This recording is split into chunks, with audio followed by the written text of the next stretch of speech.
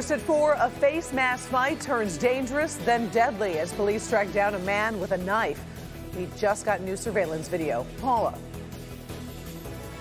Detroit submits its back-to-school plan to decision makers this evening. One idea being floated, hazard pay for teachers. I'll have a live report.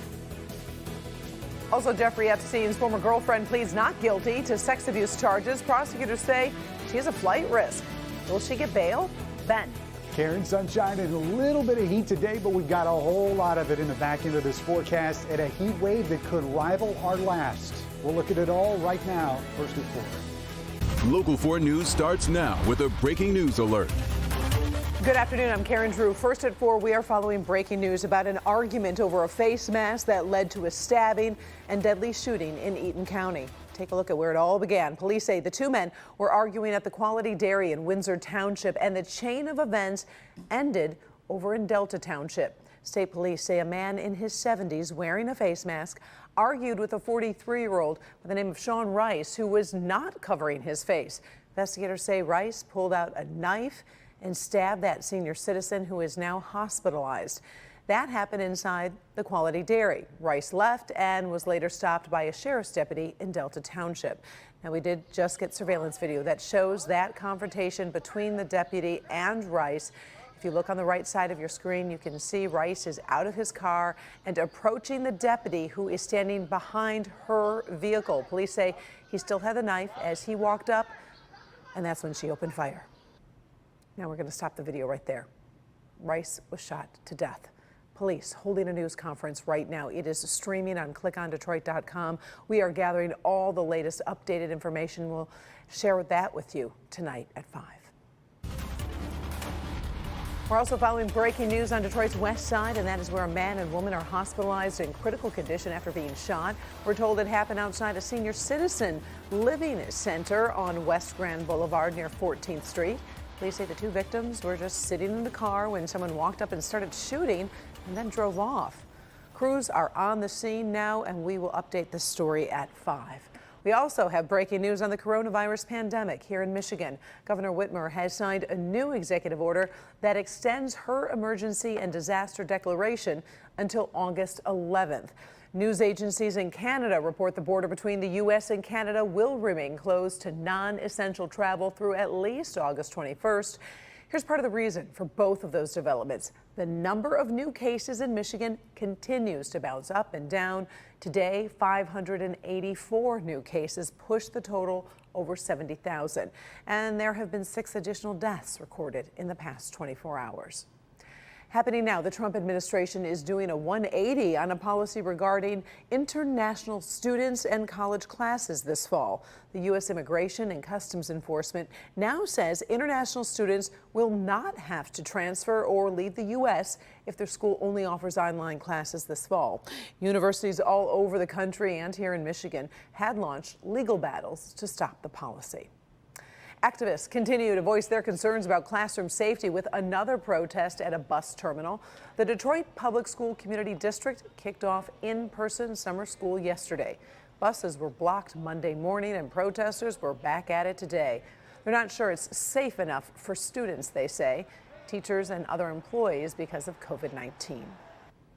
As summer classes continue, the district already has an eye on the fall semester and how to get even more students and teachers back into face-to-face learning. Our Paula Tutman has been talking with the superintendent for weeks as he worked out on that plan. She joins us now to start sorting through what the district has come up with. And there's so many questions about this, Paula, on if it is enough.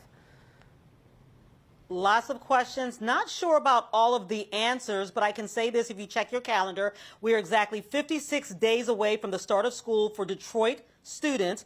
That might seem like a lot of time unless you're actually trying to rebuild an entire education wheel from scratch and you're a parent who's got to roll with it. With school out since mid-March, parents and children have been navigating the best they can. Well, I am working from home. So I learned different things about Zoe while being at home and different things. But at the same time, under the circumstances, we have built a relationship and our relationship is stronger and better. For Zoe, a self-proclaimed social butterfly, she can't wait to get back to in-person learning this fall. It was horrible. I didn't like being inside the house. I like to be outside the house. Rome wasn't built in a day, and it takes longer than summer break to create an entirely brand new template for learning. But that doesn't mean districts aren't trying. In Detroit, the job is mammoth. 50,000 students. But with half of the parents surveyed saying they are not comfortable sending their children back into the classroom, and a growing groundswell of teachers saying the same. Keep the school closed. With half of the teachers surveyed saying they don't want to go back either, the Detroit Public School Community District Board will see Superintendent Nikolai Vitti's multi-pronged return to school approach today. But what you don't see between the lines is his idea that teachers who do return to the classroom should be compensated. And while he doesn't call it hazard pay, I do think that there should be a consideration for a teacher maybe that's willing to go face to face, receive a higher amount of pay because there's more risk linked to that, and it's harder work as opposed to online. Class sizes will be limited to no more than 20 students per learning space, a dream class size for almost any teacher in public school, absolutely unattainable for decades. Possible this fall because of the sheer number of students who will likely be opting for the virtual learning. But that's where we're already thinking about having alternate days where only a set number of students will be able to come in on a Monday, and those students that are home on a Monday would come back on Tuesday. Those in the building on Monday would be at home. That's where I think our challenges will be greatest in the large high schools, but we can accommodate that with a rotating schedule.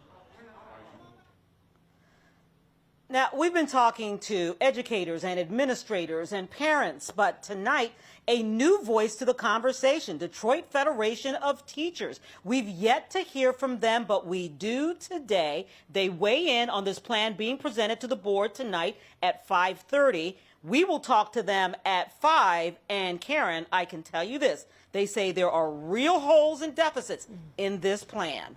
All right, we look forward to that report tonight at 5. Thank you, Paula. Well, there is no jail time for a man who wiped his nose on a store employee after he was asked to wear a face mask. 68-year-old Richard Gomel was convicted of assault and battery. In May, he wiped his nose on a store employee who asked him to cover his face. The judge called it something that defies logic and is an affront to human decency. But prosecutors did not ask for jail time. Gomel was given 1-year probation, and he must undergo counseling and follow all mask-wearing orders in the future. State police say they've arrested a driver after a deadly hit-and-run crash that closed I-75 for several hours overnight. We're told troopers have arrested the man believed to be driving a Dodge Challenger that hit and killed a motorcycle rider on I-75 at 7 Mile in Detroit. State police say through interviewing the driver, he was found to be intoxicated. The investigation still ongoing. 75 reopened just before 9 a.m. this morning. A judge issues a stern warning at the sentencing of a man arrested for posing as a police officer by the Oakland County Sheriff himself. Today, 23-year-old Adrian Ansa Asante of Waterford was sentenced to 6 months probation. He pleaded guilty to carrying a concealed weapon and having police lights on his car. You might recall the video of Sheriff Mike Bouchard pulling Asante over. He avoided jail time for the gun charge because of a provision for youthful offenders given due to mental health conditions. The judge warned him if he violates his probation, he would be convicted of a felony for that gun charge. As part of his probation, he will also undergo mental health treatment. We've got one more day of nearly perfect weather, so let's send it over to Ben for a quick look on the next few hours. Maybe a nice night to eat outside on the deck. Definitely, Karen. It's going to be one of the nicer nights that we have going forward, so just soak it in, remember it, because it all gets hotter and more humid from here. Let's check out some of the numbers that we're looking at, and this is not much different than what we were looking at yesterday at this time. Low 80s, maybe a degree or two higher. The wind has shifted around. It's now out of the south, but still at about 5 to 10, so not that much of a breeze. But the humidity still in check. That starts going up a little bit tomorrow. Temperatures tonight falling down into the 70s by midnight, 60s overnight, even some 50s. So definitely a comfortable night if you're still sleeping with the windows open. But fire up the ACs. The 90s are just around the corner, and wait till you see how long we'll have to deal with that. All coming up in a few minutes. Karen. All right, thank you, Ben. We've been monitoring a video court appearance for Ghislaine Maxwell, Jeffrey Epstein's former girlfriend. Today, she pleaded not guilty to charges she recruited girls and women for Epstein to sexually abuse.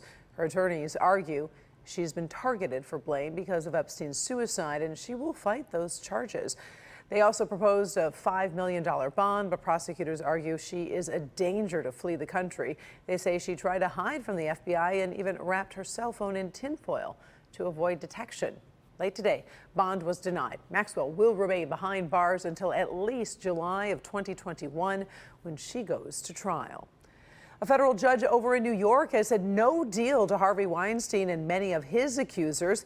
They reached a $19 million settlement earlier this month, but some accusers opposed the agreement for many reasons, including that Weinstein didn't admit any wrongdoing. The judge agreed, saying some of its terms were, quote, obnoxious and not suitable for class action. New York's Attorney General helped work out the deal and says the decision and the next step are under review. The IRS is canceling all of those stimulus checks it accidentally sent to people who have died. You might wonder, how did that happen in the first place? Well, apparently investigators say the first round of payments did not use death records as a filter. That extra step was later added, but nearly $1.5 billion were sent to more than 1 million people who had died. At first, the IRS said families would have to return the checks. Now, those checks are just canceled. Speaking of the IRS, are your taxes done? Tomorrow is the extended deadline. We have two things you should know if you're running behind. Also, a disturbing real-life drama for this actor. We're going to talk about the accusations against him. But first, encouraging people to socially distance. One pub owner has a shocking plan to keep people apart inside of his bar. Is he going to really use this, though?